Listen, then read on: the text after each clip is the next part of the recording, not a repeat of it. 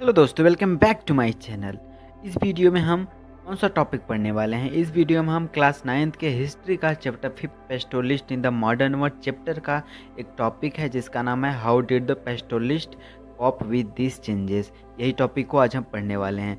हमने इस पूरे चैप्टर का ऑलरेडी 5 पार्ट बना दिया है। आप चाहे तो डिस्क्रिप्शन में मैंने लिंक दे दिया है, जाके देख सकते हैं सभी पार्ट्स को और समझ सकते हैं लाइन बाय लाइन एक्सप्लेनेशन। तो आज का जो हमारा टॉपिक होने वाला है वो क्या है। So let's start our today's topic. चलिए दोस्तों, लाइन बाय लाइन एक्सप्लेनेशन इस पूरे टॉपिक का समझते हैं। देखिए, सबसे जो पहली लाइन है वो है pastoralist reacted to these changes in varieties of way. जो पेस्टोलिस्ट थे, जो चेंजेस आए उनके लाइफ में, उन्होंने उसका अलग अलग तरीके से सामना किया, अलग अलग तरीके से उन्होंने अपनी लाइफ बदली। Some reduced the number of cattle in their herds since there was not enough pastures to feed the large numbers। सबसे पहले तो जो पेस्टोलिस्ट थे उन्होंने क्या किया, कुछ लोगों ने जो नंबर ऑफ कैटल्स थे उनके पास, उनके झुंड में, उनके हर्ड्स में जो नंबर ऑफ कैटल्स थे उनको कम कर दिया। क्योंकि जैसा कि हमने पिछले टॉपिक में पढ़ा था कि जो पास्चर्स की अवेलेबिलिटी थी वो बहुत ही कम हो गई थी कॉलोनाइजेशन के कारण, क्योंकि ढेर सारे रूल्स इनेक्ट कर दिए गए थे, ढेर सारे रूल्स लागू कर दिए गए थे।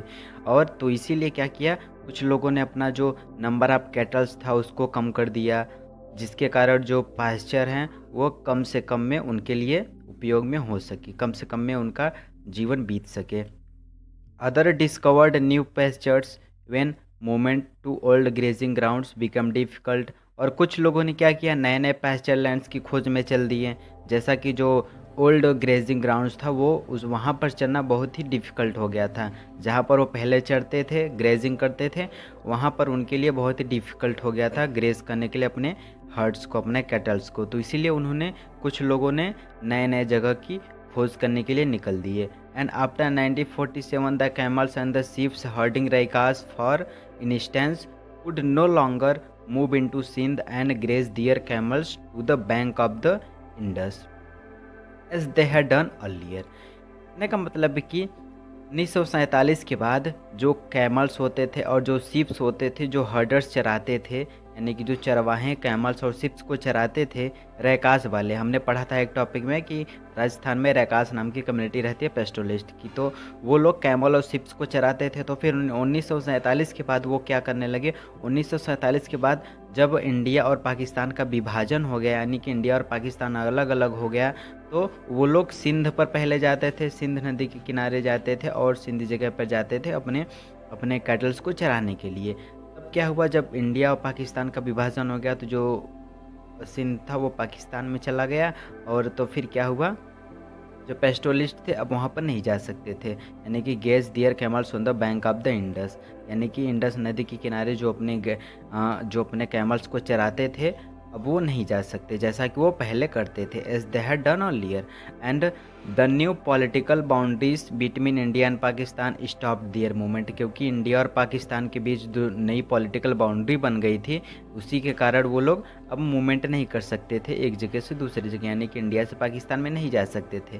ठीक, so they had to find new places to go. इसीलिए उन्होंने क्या किया, नए नए जगह खोजे जाने के लिए, अपने कैटल्स को चराने के लिए। In recent years they have been migrating to Haryana where sheeps can graze on agricultural field after the harvest are. मतलब कहने का मतलब है कि अभी लगभग रिसेंट ईयर्स में देखा गया है, लगभग 10-20 सालों के अंदर देखा गया है कि जो कुछ रैकास की जो कम्युनिटी है पेस्टोलिस्ट की, वो हरियाणा में माइग्रेट की है। हरियाणा में मतलब राजस्थान से वो हरियाणा आई है। Where sheeps can graze on agricultural field, जहाँ पर जो शिप्स है एग्रीकल्चरल फील्ड पर ग्रेज करते हैं। यानी कि पहले वो पास्चर लैंड्स पर ग्रेज करते थे। अब जब पास्चर लैंड्स की कमी हो गई तो वो ग्रेजिंग एग्रीकल्चरल फील्ड पर अब ग्रेज करने आ गए। कहाँ पर, हरियाणा में, उस एग्रीकल्चरल फील्ड पर। After the harvest are cut, जब हार्वेस्ट कट हो जाता है, यानी कि जब उनकी जो फसल है हरियाणवी की जब कट जाती है, फिर वहाँ पर जो कम्युनिटी है पेस्टोलिस्ट की रैकास की, वो लोग माइग्रेट करके आए हैं हरियाणा में एग्रीकल्चरल फील्ड पर, वो लोग माइग्रेट करते हैं। And this is the time that the field need manure that the animals provide. और यह वही समय होता है, हार्वेस्ट होता है, फिर उसके बाद उनके ज़मीन को, उनके फील्ड को मैन्योर्स की भी ज़रूरत होती है, ताकि उनके जो फील्ड है वो और अच्छा ग्रो कर सके, जो भी वहाँ पर बोएं। तो इसीलिए वो ठीक समय होता है उनके लिए, मतलब जो किसान होते हैं हरियाणा के, उनके लिए भी अच्छा समय होता है, कि उनके लिए भी फ़ायदेमंद होता है कि यहाँ पर पेस्टोलिस्ट आएंगे और हमारे फील्ड पर ग्रेज करेंगे, पेस्टोलिस्ट ग्रेज कराएंगे अपने कैटल्स को, और यहाँ पर जो मेन्यूर है हमें प्रोवाइड करेंगे, जिसके कारण हमारी खेती और भी अच्छी हो जाएगी। ठीक। और over the years some richer pastoralist began buying land and settling down and giving up their nomadic life. और कुछ जो पेस्टोलिस्ट थे, समय बीतता गया तो जो कुछ अमीर पेस्टोलिस्ट थे वो क्या किया, उन्होंने लैंड खरीदा, यानी कि ज़मीन खरीदा और सेटल हो गए, और अपने जो नोमैडिक लाइफ को गिव अप कर दिया, यानी कि नोमैडिक लाइफ को छोड़ दिए। And the some became settled peasant cultivating land. और कुछ लोग सेटल हो गए किसान बन के और लैंड पर कल्टीवेशन करने लगे। और दूसरे लोगों ने क्या किया, other took to more extensive trading. और दूसरे लोगों ने बहुत बड़े बड़े ट्रेड में अपना हिस्सा ले लिया, यानी कि ट्रेड करने लगे। And many poor पेस्टोलिस्ट on the other hand. और जो दूसरी तरफ जो गरीब पेस्टोलिस्ट थे, यानी कि जिनके पास बहुत ही कम पैसा था और जिनके पास बहुत ही कम कैटल्स था, जो कि पूरी तरीके से कैटल्स पर डिपेंड थे, तब फिर उसके बाद उनका जो कैटल्स था सब कुछ क्या हो गया, उन्होंने कम कर दिया और या फिर बेच दिए अपने कमाई के लिए, अपने जीवन के लिए। तो इसीलिए वो जो पुअर पेस्टोलिस्ट थे, वो दूसरी तरफ उन्होंने क्या किया कि borrowed money from the money lenders to survive. वो मनी लेंडर्स से पैसा लेते थे, किराया मनी लेंडर से पैसा लेते थे, यानी कि लोन की तरह लेते थे, और फिर उसके बाद अपनी लाइफ को व्यतीत करते थे। At times they lost their cattles and the sheeps and become the labourers. समय बीतते बीतते क्या समय बीतते गया और वो लोग अपने कैटल्स और शिप्स को खोते गए और लेबर बन गए। And working on a fields in a small towns. और खेतों पर काम करने लगे और छोटे छोटे शहरों में काम करने लगे। फिर yet पेस्टोलिस्ट not only continue to survive in many regions. Their numbers had expanded over recent decades. फिर भी जो पेस्टोलिस्ट थे वो अपना जीवन ऐसा ही नहीं है कि उन्होंने सरवाइव करना कंटिन्यू किया, यानी कि मतलब कि उन्होंने उसी तरह से संघर्ष करना शुरू नहीं किया कि कुछ लोगों ने कंटिन्यू करते हुए अपनी लाइफ पेस्टोलिस्ट की छोड़ते गए, बल्कि कुछ रीजन में यह भी देखा गया रिसेंट डिकेड्स में, यानी कि कुछ 10-20 सालों में, कि उनकी जो तादाद है पेस्टोलिस्ट की वो बढ़ी है किसी रीजन में। And when pasture lands in one place were close to them. जब एक जगह पर पेस्चर लैंड्स उनके लिए बंद हो जाता था, they change the direction of their movement, यानी कि अपने मूवमेंट की जो डायरेक्शन थे वो फिर उसके बाद वो क्या कर देते थे, अपने मूवमेंट की डायरेक्शन चेंज कर देते थे, यानी कि एक जगह से फिर दूसरी जगह जाने लगते थे। ठीक। और फिर उसके बाद है कि और कुछ लोग reduce the size of the herds. और अपने हर्ट्स की जो साइज़ थी, यानी कि जो अपने झुंड की, कैटल्स की, शिप्स की, उसको कम कर देते थे।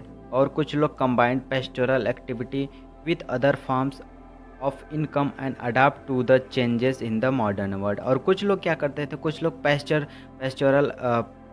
पेस्टोरल एक्टिविटी के साथ कंबाइन करके कुछ अपना इनकम कमाते थे और adapt to the change in the modern world. और जो हमारे आधुनिक दुनिया में जो बदलाव आया उसके साथ वो अडाप्ट हो गए, यानी कि उन्हीं में अपने आप को मॉडर्न सोसाइटी में अपने आप को ढाल लिया। And the many ecologist believe that in a dry regions and in the mountains. और अभी बहुत से इकोलॉजिस्ट जो हैं वो सोचते हैं, उनका विश्वास है कि ड्राई रीजन्स पर और माउंटेन्स पर pastoralism is still ecologically the most viable form of life, यानी कि अब भी ड्राई रीजन्स पर और माउंटेन्स पर पेस्टोलिस्ट रह सकते हैं। And such changes were not experienced only by pastoral communities in India. और ऐसे जो चेंजेस हैं, ऐसे जो बदलाव हैं, वह सिर्फ इंडिया में ही नहीं देखे गए, in many other parts of the world, बल्कि हमारे पूरे दुनिया के और से पार्ट में देखे गए। And the new laws and the settlement patterns were forced pastoral communities to alter their lifes. नए नए जो लॉज थे, मतलब नियम थे, और जो सेटलमेंट पैटर्न्स था, यानी कि सेटल होने का तरीका, उनको पेस्टोरल कम्युनिटी को फोर्स करती थी उनके जीवन में बदलाव लाने के लिए। And how did the pastoral communities elsewhere cope with these changes in the modern world, question mark. यानी कि हमको अब क्या बोल रहा है कि इसमें इस प्रकार से दुनिया के और किसी पार्ट में जो ये पेस्टोलिस्ट की कम्युनिटी थी इस प्रकार इन बदलाव का सामना की, वही हम पढ़ेंगे। तो जो हमारा अगला टॉपिक होने वाला है पेस्टोलिज्म इन अफ्रीका, यानी कि अफ्रीका में किस प्रकार का पेस्टोलिज्म था।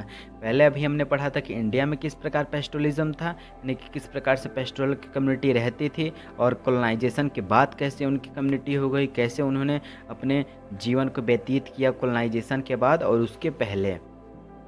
तो चलिए जो हमने अभी आज पढ़ा उसको एक बार थोड़ा सा क्विक रिकॉल कर लेते हैं। देखिए सबसे पहले क्या हुआ, जो जब कॉलोनाइजेशन आया तो जो उनकी लाइफ बदली, तो उन लोगों ने क्या किया, कुछ लोगों ने जो नंबर ऑफ कैटल्स की जो संख्या थी उनके नंबर्स में रिड्यूस कर दिया, यानी कि उनको कम कर दिया। और कुछ लोगों ने बड़े बड़े व्यापार में शामिल हो गए, और कुछ जो अमीर पेस्टोलिस्ट थे उन्होंने ज़मीन को खरीद के अपना सेटल हो गए, और कुछ जो गरीब लोग थे वो दूसरे लैंड लेबर्स थे, मतलब जो बड़े बड़े मनी लैंडर्स होते थे जो कि किराया उधार देते थे सब लोगों को, उनसे पैसा लेके अपना जीवन व्यतीत करते थे। और इसी तरह ये अपने चेंजेस को, मतलब जो चेंजेस आए उन्होंने अपने मॉडर्न सोसाइटी में अपने आप को ढाल लिया।